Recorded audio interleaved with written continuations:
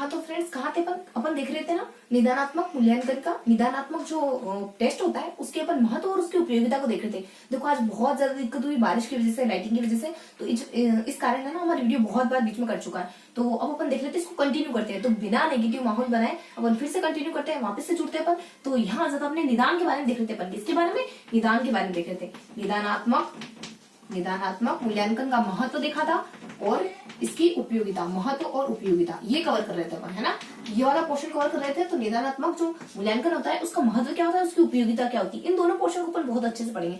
तो क्या आ जाता है इसकी, देखो इसकी ट्रिक आती है, 2 ट्रिक से अपन इसको पूरा कवर कर लेंगे। तो सबसे पहले आ जाता है कि यहाँ अपनी ट्रिक नंबर फर्स्ट आ जाती है कि कोई पिछड़ा हुआ बालक है, पिछड़े बालक को अध्ययन अध्यापन का व्यावसायिक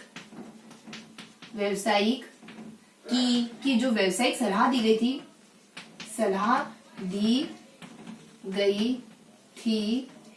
मूल्यांकन से ज्ञात हुआ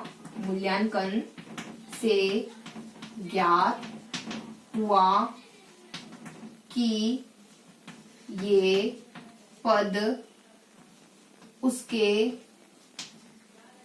लिए नहीं था। ये ट्रिक नंबर फर्स्ट आ जाती है। देखो मान लो कोई ढपोर सा बच्चा है, उसको कहिए भाई तू रीट की तैयारी कर ले, तो पता चला 2-4 महीने बाद पता चला वो तो बहुत फ्रस्ट्रेट हो गया, क्योंकि ये पद उसके लिए है ही नहीं, ये काम उसके लिए बना ही नहीं, वो तो पिछड़ा बालक है, वो तो खेती बड़ी करने के लिए बना है। तो यहाँ ज्यादा पिछड़ा बालक पिछड़े बालक को आपने सलाह दे दी कि आप तू है ना टीचर बन जा, तो पिछड़े बालक को अध्ययन अध्यापन के लिए आपने सलाह दे दी। तो कुछ समय बाद पता चला, जब मूल्यांकन करा तो पता चला कि ये पद तो उसके लिए बना ही नहीं। तो पिछड़ा बालक है, पिछड़े बालक को डिटेक्ट करने के लिए इसका इस्तेमाल किया जाता है। उसके बाद अध्ययन अध्यापन की प्रक्रिया में सुधार करने के लिए इसका इस्तेमाल किया जाता है। उसके बाद व्यवसायिक सलाह देने के लिए इसका इस्तेमाल किया जाता है। सलाह दी गई थी और मूल्यांकन से ज्ञात हुआ कि ये पद उसके लिए है ही नहीं, यानी मूल्यांकन में परिवर्तन करने के लिए इसका उपयोग किया जाता है। ज्ञात हुआ कि ये पद उसके लिए नहीं था। ये पद मतलब कि जो उपचारात्मक परीक्षण करा जाता है ना, उपचारात्मक परीक्षण को निदानात्मक परीक्षण के आधार पर करा जाता है। पद मतलब यहाँ पद का तात्पर्य उपचारात्मक परीक्षण से। और उसके बाद एक और ट्रिक आ जाती है, ट्रिक नंबर सेकंड क्या आ जाती है कि समस्याग्रस्त, ये किसके लिए होता है, ये महत्व देख रहे हैं, उपयोगिता, इसके लिए अपन एक और ट्रिक लेंगे। एक और ट्रिक क्या आ जाती है, समस्याग्रस्त व पिछड़ा बालक, देखो समस्याग्रस्त व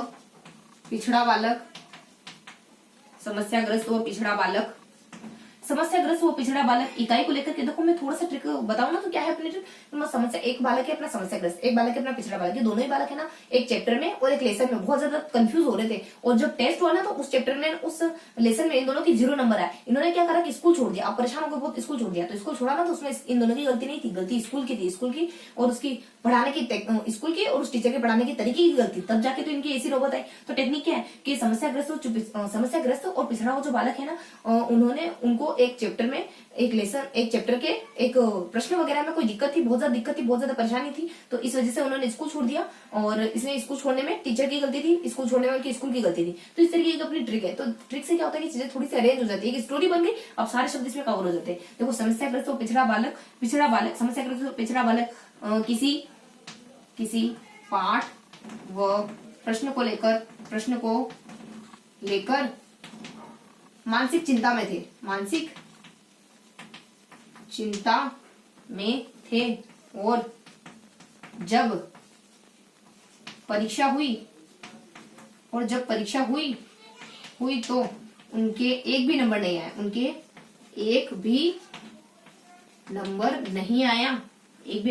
आया, तो उन्होंने स्कूल छोड़ दिया। क्या करते वांछित उद्देश्य, देखो क्या करते, अब ट्रिक थोड़ी सी मैं यहाँ लिख देती हूँ ना, क्या करते वांछित उद्देश्य, क्या करते वांछित व वास्तविक उद्देश्य में अंतर जो था सारी स्कूल की गलती है, सारी स्कूल के प्रभावशाली न पढ़ाने की गलती, स्कूल के प्रभावशाली नहीं पढ़ाने की गलती है, नहीं पढ़ाने की गलती है। देखो ये ट्रिक आ जाती है। समस्याग्रस्त, तो ये न सिर्फ समस्याग्रस्त बालक के लिए होता है बल्कि सामान्य बालक के लिए भी होता है। तो समस्याग्रस्त और पिछड़ा बालक, समस्याग्रस्त सामान्य और पिछड़ा बालक, या समस्याग्रस्त शब्द नहीं है, या सामान्य शब्द है, तो सामान्य पिछड़ा बालक, सामान्य, तो ये न सिर्फ पिछड़ा बालक के लिए होता है बल्कि सामान्य बालक के लिए भी होता है। तो सामान्य बालक और पिछड़ा बालक, सामान्य बालक वो पिछड़े बालक को किसी पाठ को लेकर और किसी प्रश्न को लेकर बहुत दिक्कत थी। तो पाठ मतलब कि पाठ का, देखो पाठ मतलब लेसन से मतलब लेसन में कोई दिक्कत हो तब भी ये करा जाता है। प्रश्न मतलब किसी प्रश्न विशेष में कोई दिक्कत हो तब भी ये काम करा जाता है। लेकर के और प्रश्न और किसी पाठ को लेकर के किसी प्रश्न को लेकर के बहुत चिंता थी, यानी मानसिक विश्लेषण करना हो, बच्चे के मस्तिष्क के बारे में विश्लेषण करना हो, टीचर को जानना हो तब भी ये काम करा जाता है। और चिंता को लेकर प्रश्न, पाठ को लेकर प्रश्न को लेकर मानसिक चिंता थी। जब परीक्षा हुई यानी परीक्षा में सुधार करने के लिए भी निर्धारणात्मक मूल्यांकन करा जाता है। परीक्षा में सुधार करने के लिए भी निर्धारणात्मक मूल्यांकन करा जाता है। जब परीक्षा हुई तब पता चला कि उनकी एक भी नंबर नहीं आया, यानी कि ये एक से अधिक बार भी हो सकता है। उसका नंबर नहीं आया मतलब कि इसमें अंक वगैरह नहीं दिए जाते, इसमें अंक वगैरह नहीं देते, ये जो परीक्षण होता है इसमें अंक वगैरह नहीं दिए जाते। नंबर नहीं आया तो उन्होंने स्कूल छोड़ दिया। बच्चे स्कूल क्यों छोड़ देते हैं, ये सारी बातें इसमें डिटेक्ट करने की कोशिश करी जाती है। छोड़ दिया और क्या करते हैं, वांछित और वास्तविक उद्देश्यों में बहुत अंतर था। तो वांछित और वास्तविक उद्देश्यों के बीच की जो गैप है उसको कम करने का काम भी ये करता है। तो वांछित और वास्तविक उद्देश्यों के बीच की गैप को फुलफिल करने का काम भी ये करता है। उसके बाद अंतर इतना सारा था तो ये गलती किसकी, स्कूल और प्रभावशाली। स्कूल यानी स्कूल में बहुत ज्यादा खर्चा हो रहा है तो इस तरीके की समस्या खोजने का काम भी यही करता है। उसके बाद स्कूल में क्या क्या बैरियर आ रहे हैं, क्या क्या समस्या आ रही है, ये सब खोजने का काम यही करता है। उसके बाद प्रभावशाली, पढ़ाने यानी पढ़ाने का तरीका प्रभावशाली है या नहीं है, और नहीं है तो और कैसे प्रभावशाली बनाया जा सकता है, ये सब खोजने का काम निर्धारणात्मक मूल्यांकन ही करता है। पढ़ाने की, उसके बाद स्कूल के प्रभावशाली न पढ़ाने की गलती, तो इस ट्रिक से अपनों ने सारे शब्द डिटेक्ट कर लिए। देखो जो बेसिकली चीजें होती है ना वो तो महत्व और मूल्यांकन के अंतर्गत, जो इसके महत्व और उपयोगिता के अंतर्गत आने वाली जो बेसिक चीजें होती है ना वो तो यही है। इसके अलावा भी कुछ चीजें हो सकती है लेकिन वो इनसे कोरिलेट करती हुई आएगी। तो अगर ये सारी चीजें हमें व्यवस्थित तरीके से पक्की याद है, एकदम बहुत अच्छी तरीके से याद है, तो आने वाली चीजें हमें आसानी से याद हो जाएगी, उनमें ज्यादा परेशानी दिक्कत हमें फील करने की जरूरत नहीं होगी। उसके बाद लास्ट में अपन देख लेते थोड़ा सा ब्लूप्रिंट का खाका कवर कर लेते हैं कि ब्लूप्रिंट क्या होता है। तो फटाफट से देख लेते हैं। देखो अपन थोड़ा सा ऊपरी तौर पे देखेंगे, ज्यादा जानकारी देखेंगे ब्लूप्रिंट के बारे में, अपन थोड़ा सा हल्का सा आइडिया लेंगे ब्लूप्रिंट क्या होता है ब्लूप्रिंट। अपना छठा टॉपिक है ब्लूप्रिंट। देखो ब्लूप्रिंट क्या होता है। ब्लूप्रिंट एक ऐसा पूरा फॉर्मेट होता है जिससे हमें ये पता चलता है कि हमें कौन सा प्रश्न देना है, कितने नंबर का देना है, कितने प्रतिशत का देना है, तो इस तरीके से जानकारी देता है, कौन से पार्ट में से देना है, तो ये सारी जानकारी ब्लूप्रिंट देता है। ब्लूप्रिंट होता है इस तरीके से पूरा फॉर्मेट होता है ब्लूप्रिंट। उस पूरे फॉर्मेट में ये जानकारी गिवन होती है कि आपको किन उद्देश्यों के आधार पर कितने प्रश्न देने, क्या यहाँ पे आपके उद्देश्य लिखे होते हैं, यहाँ पे आपकी इकाई लिखी होती है, इसमें पूरे उद्देश्य कवर होते हैं, यहाँ पे पूरी इकाई होती है, और इनके इंटरनली पार्ट में कौन कौन से प्रश्न के लघुतरात्मक देने, अति लघुतरात्मक देने, निबंधात्मक देने हैं, कितने कौन कौन सी कैटेगरी के प्रश्न देते हैं, इस तरीके की जानकारी होती है ब्लूप्रिंट। तो देख लेते हैं अपन ब्लूप्रिंट के बारे में। ब्लूप्रिंट में देखो यहाँ जाता है अप आ जाता है, यानी अब से क्या क्लियर होता है, सबसे पहले आ जाता है इसके उद्देश्य, यानी इसमें ये देखा जाता है कि आपको किन किन उद्देश्यों के आधार पर प्रश्न बनाना है। ज्ञान के आधार पर बनाना है, बोध के आधार पर बनाना है, या फिर प्रयोग के आधार पर बनाना है, या फिर विश्लेषण के आधार पर, या फिर संश्लेषण के आधार पर, या फिर मूल्यांकन के आधार पर आपको किस कैटेगरी के क्वेश्चन बनाना है, ज्ञान के, बोध के, विश्लेषण के, संश्लेषण के, मूल्यांकन के। ये तो अपना ब्लूम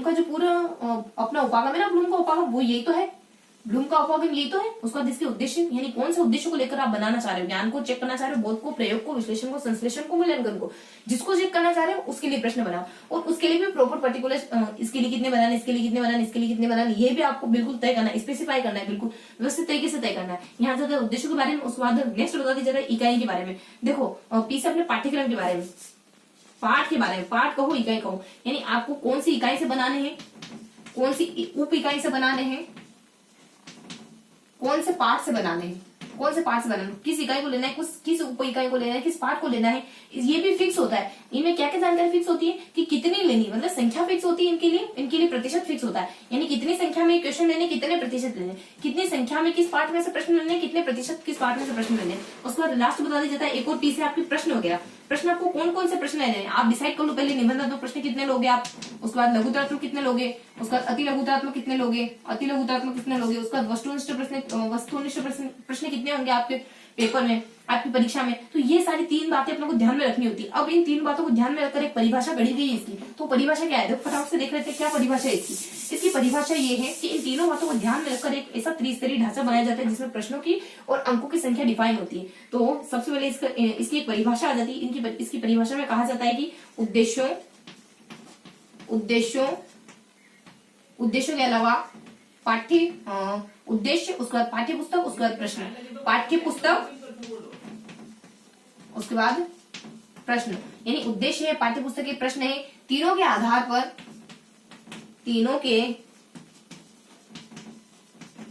पर यह निश्चित करना कि कितने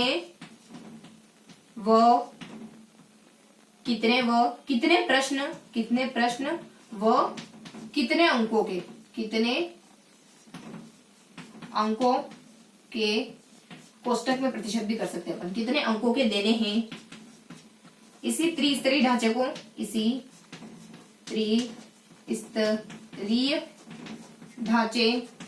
को ब्लूप्रिंट के नाम से जाना जाता है।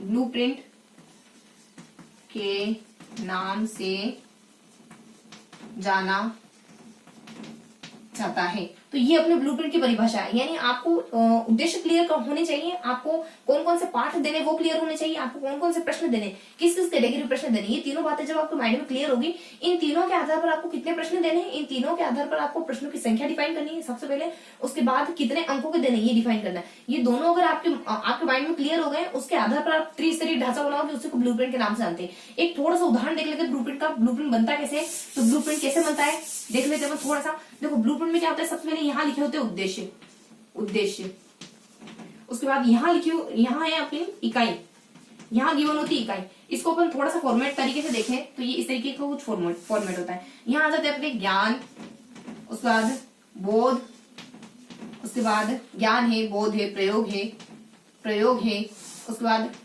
ज्ञानोपयोग, उसके बाद विश्लेषण, उसके बाद संश्लेषण, और लास्ट में अपना मूल्यांकन आ जाता है। देखो लास्ट में थोड़ा सा अपना मूल्यांकन भी आता है, तो यहाँ कवर करते हैं अपन संश्लेषण और मूल्यांकन, ये दोनों ही बातें आती है यहाँ पे लास्ट में, ठीक है।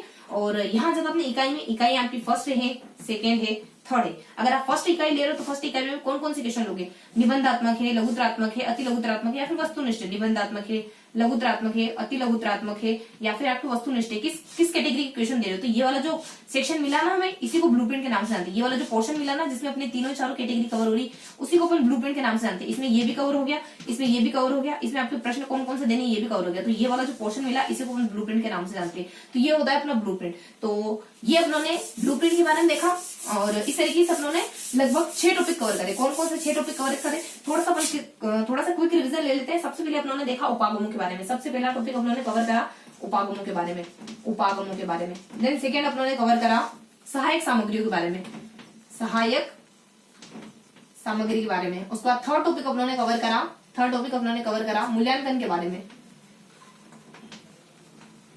बारे में, फोर्थ टॉपिक अपनों ने कवर करा मूल्यांकन के बाद अपनों ने कवर करा उपलब्धि परीक्षण के बारे में, देन निदान के बारे में, उपलब्धि परीक्षण के बारे में। उसका फिफ्थ टॉपिक अपनों ने कवर करा निदान के बारे में और उपचार के बारे में, निदान व उपचार के बारे में। देन अपनों ने सिक्स्थ टॉपिक कवर करा ब्लूप्रिंट के बारे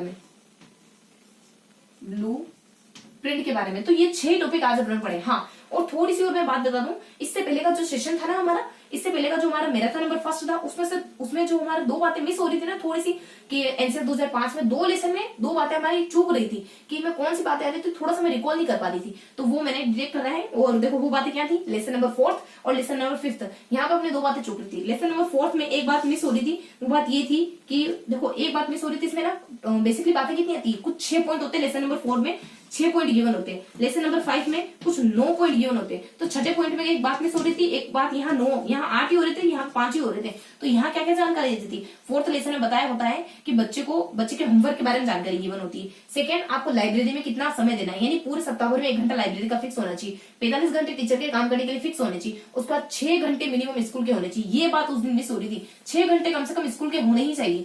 स्कूल के 6 घंटे आपके शैक्षिक घंटे होने चाहिए। 6 घंटे शैक्षिक घंटों की संख्या 6 से कम नहीं होनी चाहिए। ये बात अपनी मिस हो रही थी, जो कि आज अपने कवर करी। उसके बाद यहाँ अपने 9वें चैप्टर में, अपने 5th चैप्टर में 9 बातें गिवन होती है, उसमें से एक बात अपनी मिस हो रही थी। वो बात क्या थी? वो बात देखो यहाँ बेसिकली बातें कौन कौन सी आती है, यही कि 16 साल से पहले आप बच्चे को व्यावसायिक शिक्षा नहीं दोगे, उसके बाद ना तो 10वीं में, ना 11वीं में, ना 8वीं में आप बोर्ड परीक्षा लोगे। दूसरी बात ये होती है। उसके बाद ज्ञान को आप, सूचना को आप ज्ञान नहीं मानोगे, ये अपनी तीसरी बात होती है। उसके बाद और बात होती है कि आप सारी चीजों में कोरिलेशन रखोगे, यानी आपकी प्राथमिक है, उसके बाद उच्च प्राथमिक है, उसके बाद माध्यमिक है, इन सब में जो ज्ञान पढ़ाया जाता है ना, इन सब में जो नॉलेज दिया जाता है ना, वो आपस में कोरिलेटेड होना चाहिए, ऐसा नहीं कि बिल्कुल अलग पढ़ा रहे हो। तो ये अपनी चौथी बात हो जाती है। इस तरीके से हमने कुछ 9 बातें देखी थी उस दिन, और उसमें ना एक बात मिस हो रही थी अपने, उसमें ना मूल्यांकन से जुड़ी हुई एक बात मिस हो रही थी कि मूल्यांकन की प्रक्रिया व्यापक होनी चाहिए, उसके बाद परीक्षाएं थोड़ी लचीली होनी चाहिए, ये बात अपनी उस दिन मिस हो रही थी। एक पॉइंट मिस हो रहा था, अपने 8 ही पॉइंट हो पा रहे थे, तो ये बात थी, वो बात थी कि परीक्षाएं लचीली होनी चाहिए। परीक्षाएं परीक्षाएं परीक्षाएं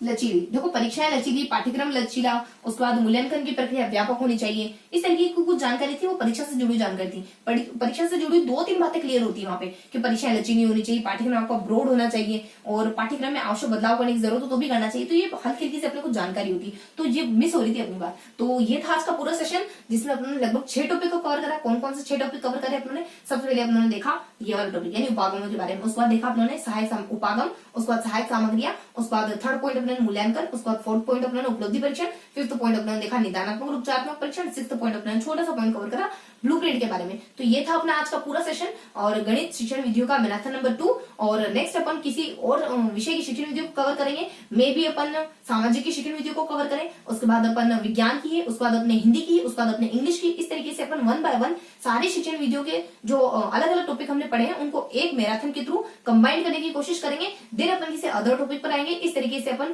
पूरा जो, देखो बेसिकली मैं ना रीड के सिलेबस को पॉइंट ऑफ व्यू करके चल रही हूँ, और अदर टेट वाले भी अगर देखते हैं तो नो दिक्कत, मतलब कि नो प्रॉब्लम, नो दिक्कत क्या, अपने दोनों भाषा मिक्स हो गई, नो प्रॉब्लम, कोई दिक्कत नहीं है, और आसानी से समझे, और नोट्स बनाते चले। मैं नोट्स के तरीके से पढ़ा रही हूँ, और बहुत सारी चीजों को ना लेते हुए कुछ